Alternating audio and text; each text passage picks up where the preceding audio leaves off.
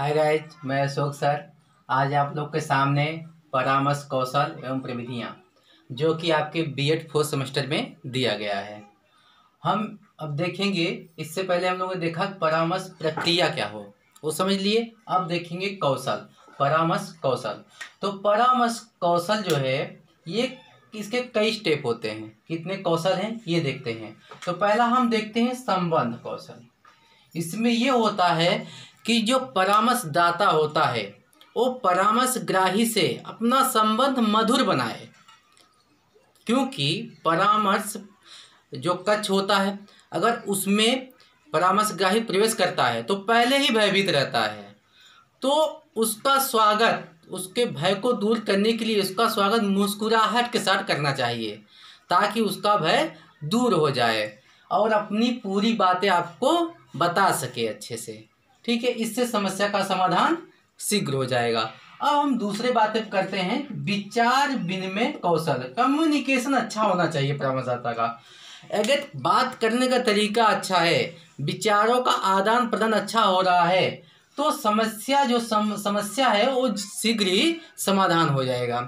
क्योंकि परामर्श की सफलता जो होती है, इसकी सफलता परस्पर विचार का आदान प्रदान पर रहता है। परस्पर विचारों के आदान प्रदान पर निर्भर होता है।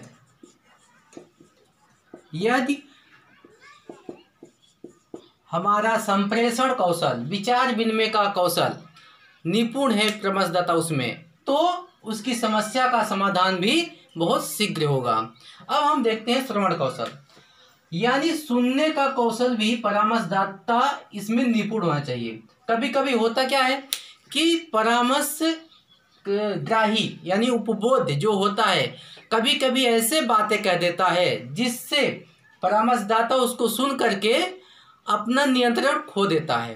तो नियंत्रण खोने के पश्चात कुछ खरी खोटी सुना देता है, तो परिणाम क्या होता है कि परामर्शग्राही उपबोध्य जो होता है, उपबोध्य परामर्श को त्याग कर चला जाता है, जिससे परामर्श प्रक्रिया पूर्ण नहीं हो पाती है। ये देख लिया आप लोग। अब ये देखते हैं प्रश्न पूछने का कौशल।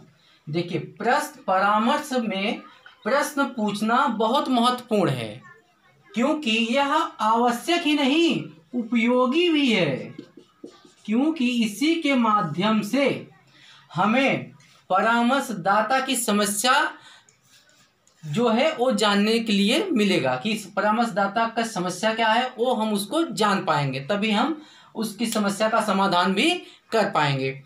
अब हम देखते हैं कि अंक्रिया में क्या होता है कि जैसे परामर्शग्राही है, उसने अपनी बात रखी कि मुझे ये समस्या है। अब परामर्शदाता अगर चुपचाप सुन रहा है, कुछ उत्तर नहीं दे रहा है, तो परामर्शग्राही को लगेगा कि मेरी बातों में वो रुचि नहीं रख रहे हैं। इसलिए परामर्शदाता को हाँ, ना, नहीं, ठीक है, इन शब्दों का प्रयोग करना चाहिए कि हाँ ठीक है। इससे लगेगा कि हाँ ये मेरी बातें सुन रहे हैं, परामर्शग्राही को लगेगा कि मेरी बातें सुन रहे हैं, तो वो सजग रहेगा और अपनी बातें पूर्ण रूप से कहेगा। अब देखते हैं साक्षात्कार क्या होता है। साक्षात्कार परामर्श का हृदय माना जाता है। साक्षात्कार परामर्श का हृदय माना जाता है। परामर्शदाता को साक्षात्कार में निपुण होना चाहिए और उसको ये पहले से ही निश्चित कर लेना चाहिए कि इसका जो उद्देश्य है, परामर्श का उद्देश्य, समय, ये सब पहले से ही निश्चित कर लेना चाहिए। ये हो गई इसके कौशल। अब हम लोग देखेंगे कि इसकी विधियां क्या होती हैं। परामर्श विधियां, पहली विधि है मौन धारण विधि, दूसरी है स्वीकृति विधि, तीसरी है पुनरावृत्ति विधि, चौथी है स्पष्टीकरण विधि, पांचवी है मान्यता प्राप्त करने की विधि, छठा है विश्लेषण विधि, सातवां है परित्याग विधि, आठवां है आश्वासन विधि, दसवां है व्याख्यान विधि और दसवां है अभिनय विधि, नौवां है व्याख्यान विधि। आपने देखा। तो हम पहले चर्चा करेंगे मौन धारण विधि।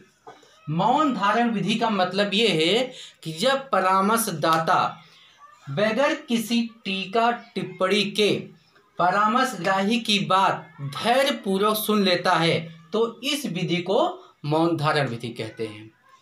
आगे देखते हैं स्वीकृति विधि। अब स्वीकृति विधि में क्या है कि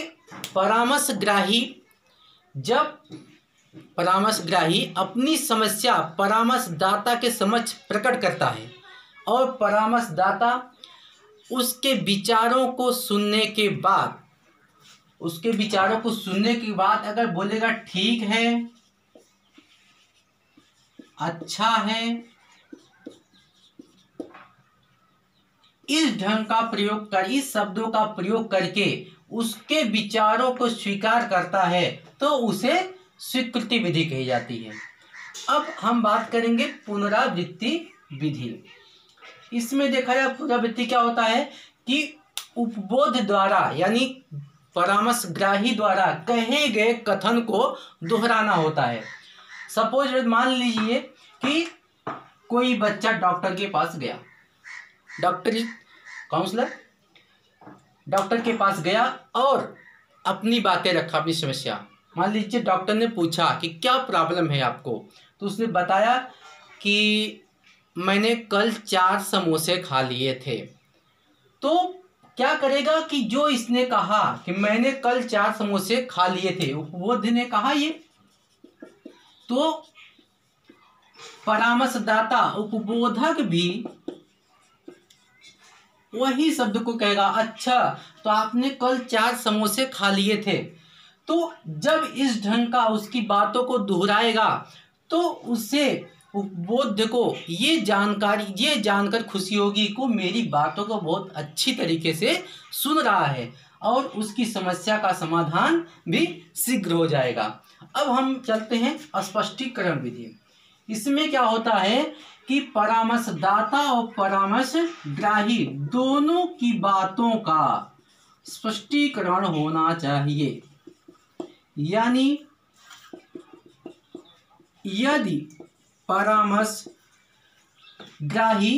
अपनी बातें परामर्शदाता को बताता है, उससे कम समझ में आता है, तो परामर्शदाता पुनः उससे पूछेगा।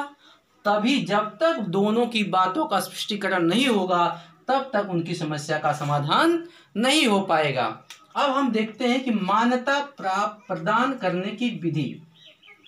ये क्या होता है कि परामर्शग्राही होता है, उसकी पूरी बातें सुनने के बाद परामर्शदाता उसकी पूरी बातें सुनता है, सुनने के बाद उसमें कुछ बातों को वो प्रूव कर देता है कि हाँ ये बातें सही हैं, उन्हें वो मान लेता है।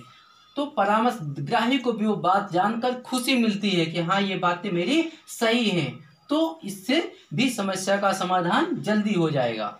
और ये देखते हैं विश्लेषण विधि।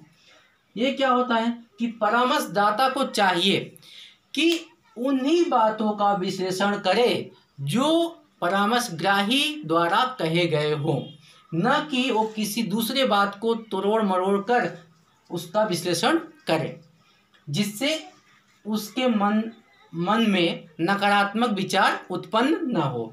अब देखते हैं परित्याग विधि। ये भी देखते हैं कि क्या होता है परामर्श प्रक्रिया में, जब उपबोध द्वारा कहे गए कुछ बात दोषपूर्ण लगते हैं परामर्शदाता को, तो उनमें उस बातों क्या करता है, परित्याग कर देता है कि जो दोषपूर्ण बात है, तथ्य हैं, उन्हें वो दूर करता है। और इस बात का भी ध्यान रखता है कि हम इसके बात इसके कमियों को दूर बता रहे हैं कि ये बातें गलत हैं, उन्हें उस मुद्दे से हटा रहे हैं, तो जिससे कि परामर्शग्राही नाराज भी न हो, इसका भी ध्यान रखते हैं।